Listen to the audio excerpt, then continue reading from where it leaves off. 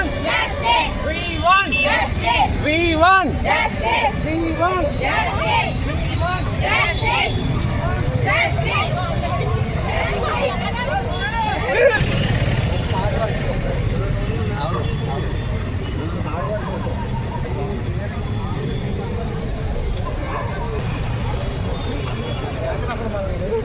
ఇప్పుడప్పుడే జాగ్రత్త ఎలక్షన్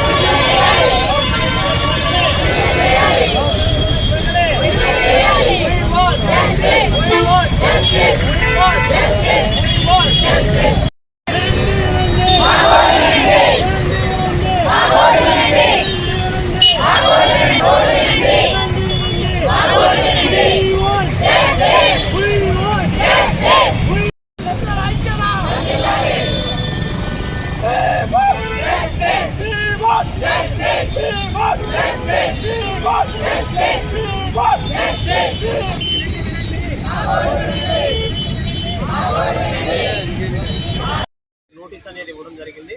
23వ తేదీ నుంచి కూడా జేఏసీలో కార్యక్రమంలో భాగంగా ఈరోజు మున్సిపల్ ఆవరణలో ఉన్నటువంటి మరి మహాత్మా గాంధీ గారికి మా డిమాండ్స్ ఏవైతే ఉన్నాయో అవన్నీ కూడా మరి వినతిపత్ర రూపంలో అక్కడ ఇవ్వడం జరిగింది. మరి ఈ కార్యాచరణ అనేది 23వ తారీఖు జరుగుతుందండి. 23వ తారీఖున మరి నల్ల బ్యాడ్జ్ ధరించి విధుల నుంచి మేము తప్పకుండా విధులు నిర్వహిస్తానే ఎటువంటి అలజడి అనేది లేకుండా ఏం చేస్తామంటే మరి మా యొక్క విధుల్ని ముందుకు తీసుకువెళ్తూ ఉన్నామండి. మరి కార్యాచరణలో భాగంగా నిన్నటి భాగంలో ప్లకార్డ్స్ ప్రదర్శన జరిగిందండి. ఈరోజు మరి ఇక్కడ గాంధీ గారికి వినతి పత్రం ఇచ్చి అలాగే ఇప్పటి నుంచి మరి మేమందరం కూడా అక్కడ పాత బస్ స్టాండ్ వద్ద ఉన్నటువంటి అంబేద్కర్ విగ్రహానికి కూడా మరి వినతి పత్రం ఇవ్వడానికి వెళ్తాం. ప్రధానంగా మాకున్నటువంటి సమస్య మా ఆత్మగౌరవం అనేది దెబ్బతింది కాబట్టి మేము రూట్ ఎక్కడం జరిగిందండి. అంటే మేమందరం కూడా మేము చదువుకున్నాం అందరం చదువుకున్నారండి. మాకు మరి కల్పించినటువంటి విధులు అయితే ఏవైతే ఉన్నాయో జాబ్ చార్ట్ ప్రకారం దాని టైమింగ్స్ ప్రకారం విధులు చేపించండి. మేము ప్రభుత్వానికి ఏ రకంగానూ వ్యతిరేకం కాదు. అలాగే పెన్షన్ కూడా ఆపుతారనేటువంటి ఒక రూమర్ అనేది కూడా వస్తుంది. మేము పెన్షన్ కూడా ఆపమండి. ప్రభుత్వం ఏవైతే విధులు మాకు ప్రకటించిందో ఆ విధులన్నీ కూడా మేము మరి త్రికరణ శుద్ధిగా ఏం చేస్తాం, విధులన్నీ కూడా నిర్వర్తిస్తాం. మరి మాకు ఉన్నటువంటి సమస్య ఏమిటి అంటే ఆత్మగౌరవం దెబ్బతినడంతో రోడ్డు ఎక్కడం జరిగింది. మాకు రావాల్సినటువంటి మరి 6 సంవత్సరాల ఇంక్రిమెంట్ కానీ ప్రమోషనల్ ఇంక్రిమెంట్లు కానీ అలాగే మాకు మరి అందరూ హై క్వాలిఫైడ్ అండి.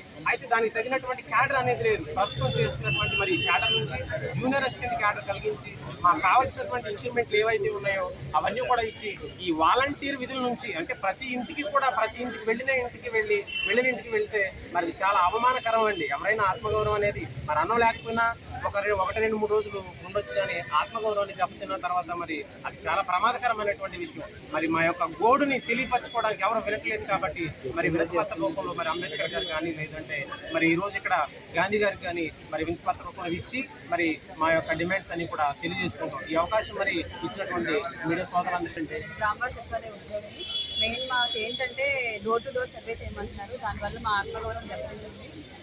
దాని గురించి ప్రభుత్వం ఆలోచించి దాని నుంచి విముక్తి చేయాల్సిందిగా కోరుతున్నాము. అలాగే ఇంప్లిమెంట్ కూడా ప్రకటించాలి. ముఖ్యంగా ఈరోజు అసెంబ్లీలో చంద్రశేఖర్ రెడ్డి గారు మా యొక్క ఇబ్బందుల్ని వాళ్ళకి తెలియజేశారు. అసెంబ్లీలో ప్రభుత్వానికి తెలియజేశారు. ఆయన ముఖ్యంగా మా ధన్యవాదాలు తెలుపుకుంటున్నాం. Thank you. ఏలూరు మున్సిపల్ కార్పొరేషన్లో వార్డ్ అడ్మినిస్ట్రేటివ్ సెక్రటరీగా పనిచేస్తున్నాము. 15 రోజుల క్రితం గవర్నమెంట్ హైయర్ అఫీషియల్స్కి అందరికీ కూడా మొత్తం జిఎస్డబ్ల్యూఎస్ డైరెక్టర్ గారికి సంబంధించిన శాఖాధిపతులకి అందరికీ కూడా ప్రేయర్ నోటీస్ ఇవ్వడం జరిగిందండి.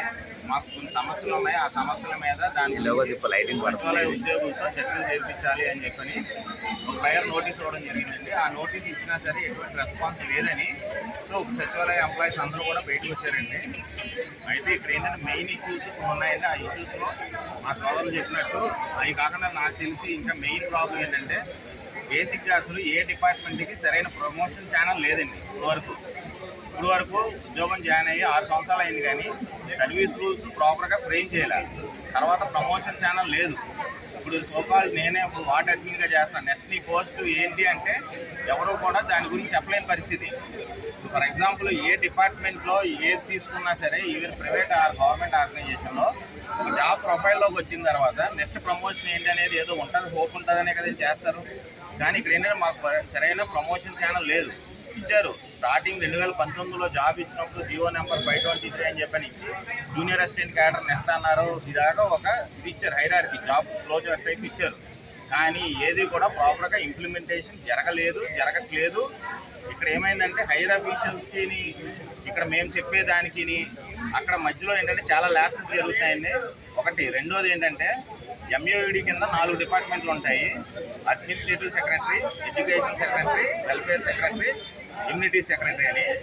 ఈ 4 డిపార్ట్మెంట్స్ ఎంయూఈడికి సంబంధించింది. అయితే వీటిలో బేసిక్ అన్ని సచివాలయంలో ఉన్న ప్రతి డిపార్ట్మెంట్ మీదకి అందరు డిపార్ట్మెంట్ యొక్క అజమాయిషి ఎక్కువైపోయింది. అసలు ఫస్ట్ థింగ్ ఏంటంటే జిఎస్డబ్ల్యూఎస్ ద్వారా రిక్రూట్ అయ్యాం. ఇన్ ద సెన్స్ అంటే డిఎస్సి ద్వారా అయ్యాం కదా. ఎందుకు రీసెంట్గా ఈ గవర్నమెంట్ మీద చాలా గౌరవం ఉంది. మనం రీసెంట్గా జరిగిన డిఎస్సి రిక్రూట్మెంట్లో వాళ్ళు రిక్రూట్మెంట్ ఇది ఏదైతే అపాయింట్మెంట్ ఆర్డర్ ఇచ్చారో ఆ ఆర్డర్లోనే డైరెక్ట్ రోస్టర్ పాయింట్ కూడా మెన్షన్ చేశారు. వాళ్ళు డిఎస్సి ద్వారా ఇచ్చారు, మేము డిఎస్సి ద్వారానే వచ్చాం. వాళ్ళకి ఎంత ప్రాపర్గా ఎలా జరిగింది. అదేవిధంగా మనకు కూడా first roster point promotion channel ఏంటి, ఎవరు ఏంటి, నెక్స్ట్ ఈ డిజిగ్నేషన్ నుంచి ఇంకో డిజిగ్నేషన్ ఏమి వెళ్తున్నారు అనేది తెలియాలి కదండి. అది లేదు. ఏది కూడా ప్రాపర్గా పైకి హయ్యర్ లెవెల్ ఆఫీసర్స్ ఎవరికి కూడా ప్రాపర్గా దీని మీద కమ్యూనికేట్ అవ్వట్లేదని మా యొక్క అభిప్రాయం. నాతో పాటు మిగతా వాళ్ళందరూ కూడా ఇదే అనుకుంటాం. మెయిన్ డిమాండ్స్లో పాయింట్స్ ఏంటంటే ఫస్ట్ థింగ్ అందరూ కూడా ఇంత ట్రిగ్గర్ అవ్వడానికి కూడా మెయిన్ కారణం ఏంటంటే ఎప్పుడైతే ఇంటింటికి తిరిగి డోర్ టు డోర్ సర్వే అన్నింటిలో కూడా చేశారు. ఇప్పుడు ఇష్టం లేకపోతే డే 1 పెన్షన్ కూడా ఇవ్వరు కదా, ఇచ్చారు. ఎందుకంటే విజనరీ సీఎం గారి మీద ఉన్న గౌరవం. గవర్నమెంట్కి ఎవరు వ్యతిరేకం కాదు, గవర్నమెంట్కి అందరూ కూడా ప్రో అండి. విజనరీ సీఎం గారి మీద ఉన్న దాంతో సో మన ఒక వ్యవస్థను గాడిని పెడతారు. ఎందుకంటే ఈ ప్రాపర్ సర్వీస్ రూల్స్ అనేది ఫ్రేమ్ చేయాలి. ఫస్ట్ ప్రమోషన్ ఛానల్లో సీనియారిటీ లిస్ట్ డిస్ప్లే చేయాలి. ప్రతి డిపార్ట్మెంట్కి సంబంధించి సీనియారిటీ లిస్ట్ డిస్ప్లే చేయాలి. ఇవన్నీ కూడా మేజర్ పాయింట్స్ అడుగుతున్నాం. ఎప్పుడైతే సీనియారిటీ లిస్ట్ డిస్ప్లే చేసి నువ్వు ఈ పోస్ట్ నుంచి నెక్స్ట్ పలానా పోస్ట్కి వెళ్తావని చెప్పి క్లియర్గా వచ్చి రాష్ట్రంలో ఉన్న వాళ్ళు కదిలితే మిగతా వాళ్ళకి ఒక హోప్ వస్తుంది.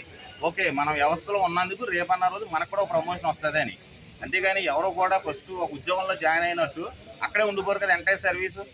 ఈవెన్ అలా ఉన్నా సరే ఈవెన్ యూపీఎస్సీ రాసే ర్యాంకర్స్ కూడా వాళ్ళు కూడా వెళ్ళరు.